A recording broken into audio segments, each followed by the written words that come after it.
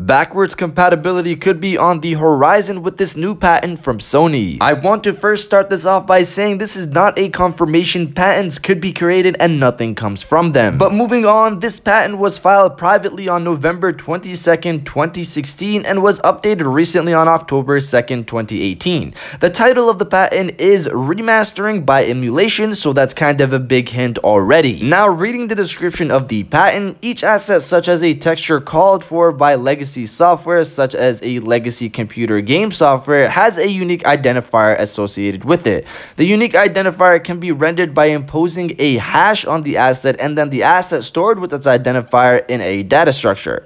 An artist remasters the textures for presentation on a higher resolution display than envisioned in the original software and stores them back in the data structure with their identifiers. The original software is then played on a higher resolution display with asset such as texture, calls being intercepted, identified, and the data structure entered to retrieve the remastered asset having a matching identifier.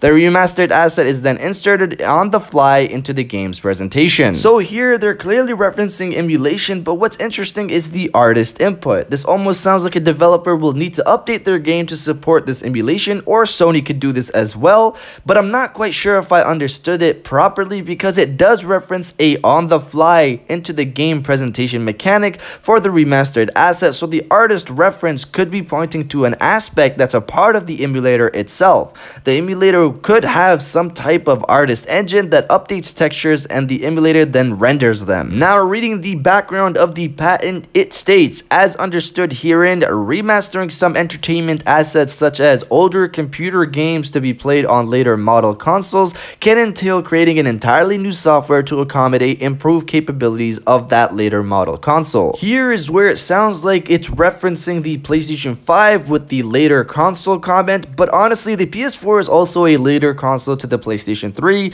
However, it seems more likely that the PlayStation 5 will have this support as it will be more powerful and more capable to emulate the PS3, which is the big hurdle in all of the PlayStation consoles. The PS1, 2, 3, and 4, the PS3 is really the big hurdle with the cell architecture. There's also the matter that we're nearing the end of the PS4 life cycle and the PS5 is not far off. It could drop honestly in 2019 or 2020, and I feel this will be a feature that Sony would really want to sell with the PlayStation 5 instead of the PS4. Imagine the launch day PlayStation 5 reveal, hey, the PS5 can play PS4, 3, 2, and PlayStation 1 games, and that would be a huge bomb dropped at the conference. But that's it for the video. I'll probably try to dissect this patent as well, try to see if there's more information I can pull out and we can discuss later on. Same with the PlayStation name change article. I'll have a video on that more so later on. But that's essentially it for this video. Let me know what you guys think about what we just discussed here. Do you guys think that they're referencing the PlayStation 5 or the PlayStation 4?